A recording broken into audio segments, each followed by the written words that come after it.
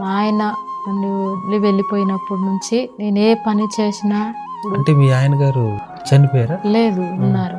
ఇంకొకళ్ళ కుటుంబం ఉంది. నన్ను అందరూ మనుషులు విడిచేసినారు. అసలు నేను ఏ తప్పు చేయకపోయినా నాకు పోలీస్ టౌన్లకు కోర్టుకు అలా కూడా నడిపించారు. బ్రతుకుట నీ కోసమే మరణమైతే నాకిక మేలు. ఈవెన్ తప్పుడు మార్గం నింద మోపాలని చదవటానికి నా పిల్లలకు అవకాశం లేనప్పుడు ఒక అయ్య దగ్గర ఒక అమ్మ దగ్గర 1000 రూపాయలు అడిగితే ఆ 1000 రూపాయలు కూడా మేము ఇస్తే నువ్వు ఎలా తీర్చగలుగుతావు? నేను బ్రతకటానికి ఇంకా నా దగ్గర ఒక 10 మంది బ్రతకటానికి కలిగిన సామర్థ్యం దేవుడు ఈ రోజున నాకు, నా కుటుంబానికి. పాటలు పాడటం నాకు చిన్నప్పటి నుంచి చాలా ఇష్టం. కానీ నేను ముందుకు వెళ్ళాలంటే నాకు వెనక సపోర్ట్ ఎవరు లేరు. నేను కూడా ఉన్నానయ్యా, నన్ను వాడుకో యేసయ్యా. ఒంటరిగా ఉండి నేను మతిస్థిమితం లేని దానిగా అయిపోయాను.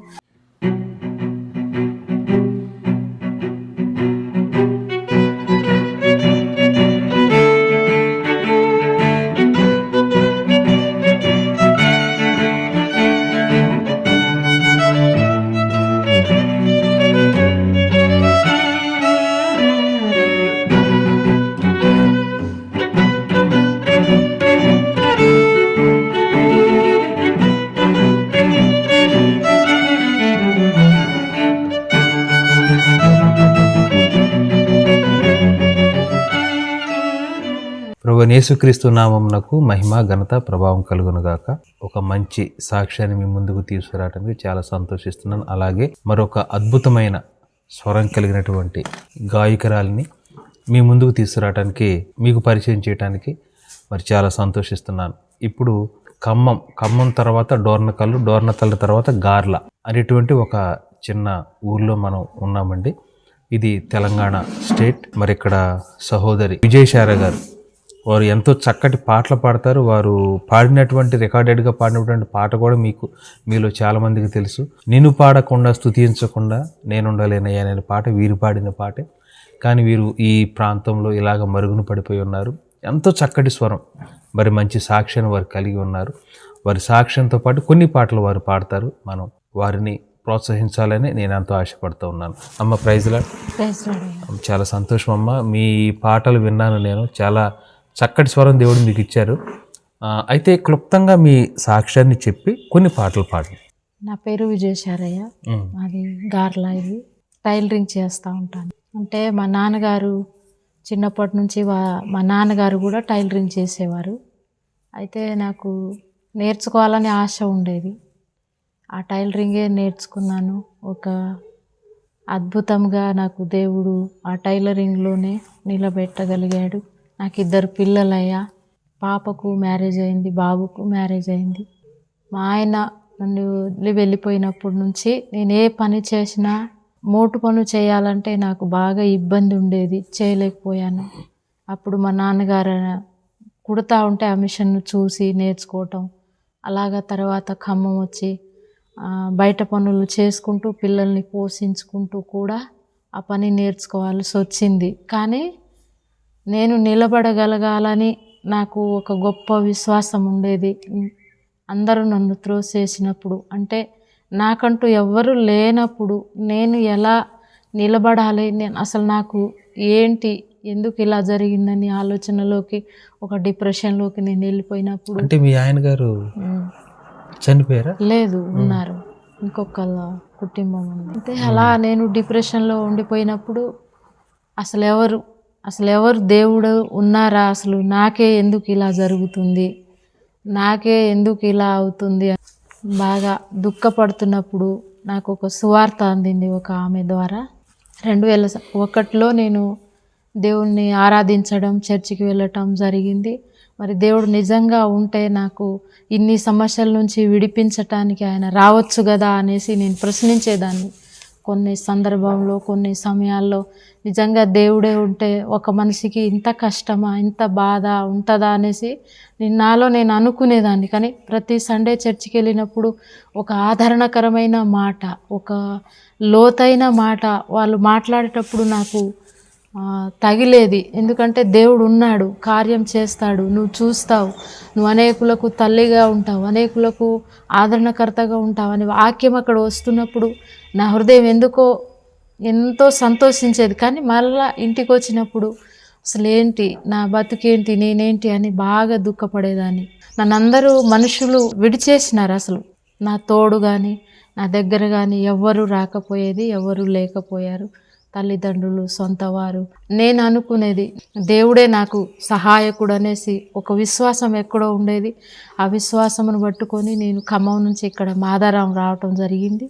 మరి మాదారం చర్చికి రెగ్యులర్గా వెళ్తున్నప్పుడు దేవుడు నాతో మాట్లాడిన ప్రతి మాటకు 91వ కీర్తన, 94వ కీర్తన అలా ఆ మాటకు ఆదరణగా తీసుకొని నిజంగా దేవుడు ఉన్నాడు, కార్యం చేస్తాడని నమ్మాను. ఆ రోజు నమ్మటం వలన దేవుడు గొప్ప గొప్ప కార్యాలు నా జీవితంలో చేశాడు. ఎందుకంటే నేను ఏ తప్పు చేయకపోయినా నాకు పోలీస్ టౌన్లకు, కోర్టుకు అలా కూడా నడిపించారు. కానీ 100 మందిలో కూడా నేను ఒక్కదాన్నే మాట్లాడగలిగే శక్తిని దేవుడు ఇచ్చాడు.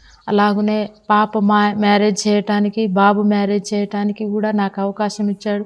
నేనేమీ లేని దానిగా ఈ ఊరు నేను బ్రతకటానికి వచ్చాను. మారుమూల ప్రాంతంలో నేను పిల్లల చేతులు పట్టుకొనే వచ్చాను. నాతో నేనేం తీసుకురాలేదు, కానీ ప్రభు నాతో ఈరోజు అన్నీ ఇచ్చాడు. హల్లెలూయా. అలాగనే నేను దేవుని సాక్షిగా బ్రతుకుతున్నప్పుడు అనేక ఆటంకములు వచ్చాయి నా జీవితంలో.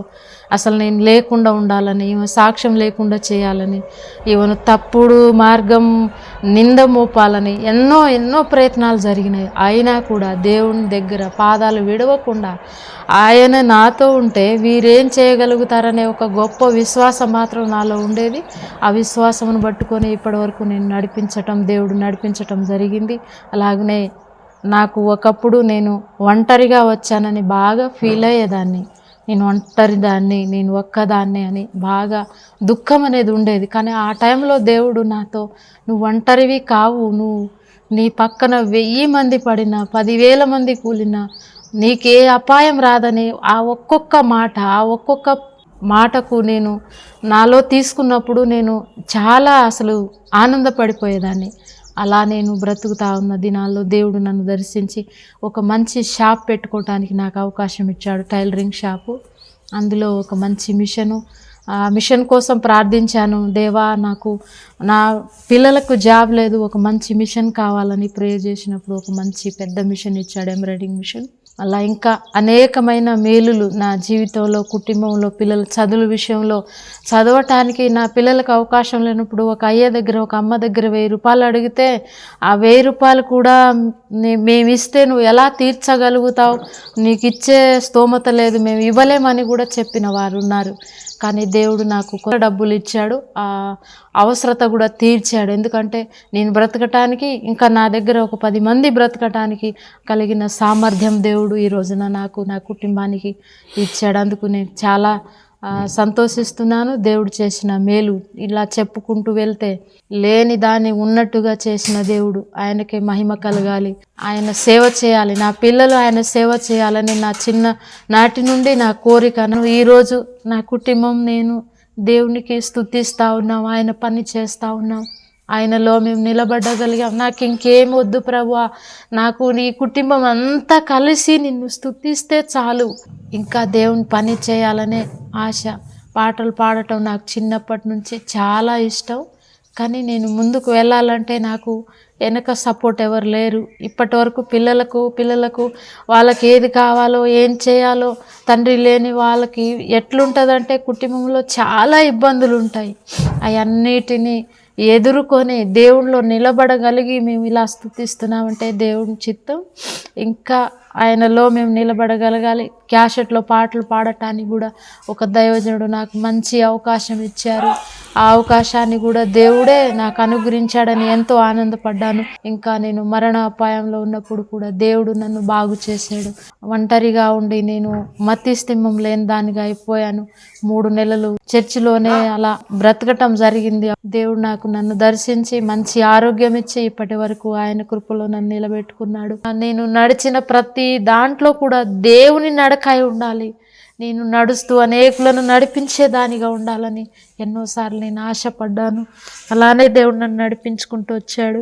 పాటల విషయంలో నేను చాలా పాటలు పాడాలని అనుకునేదాన్ని, కానీ నన్ను ఎవరు ముందుకు పిలుస్తారా అని నేను చాలాసార్లు ఆశపడ్డాను. ఇప్పుడు నాకు సమయం వస్తుందేమో, కాసేపటికి వస్తుందేమోనని చాలా వెయిట్ చేసేదాన్ని పాటల కోసం. కానీ దేవుడు అద్భుతంగా ఈ రోజున నాకు పాటల్లో వాడుకుంటున్నాడు. అందుని బట్టి కూడా ఆయనకే మహిమ కలగాలి. మీరు ఎక్కువ దుఃఖంలో ఉన్నప్పుడు ఏ పాట పాడుకుంటేవారమ్మా? బ్రతుకుట నీ కోసం. పాడండి పాట. బ్రతుకుట నీ కోసమే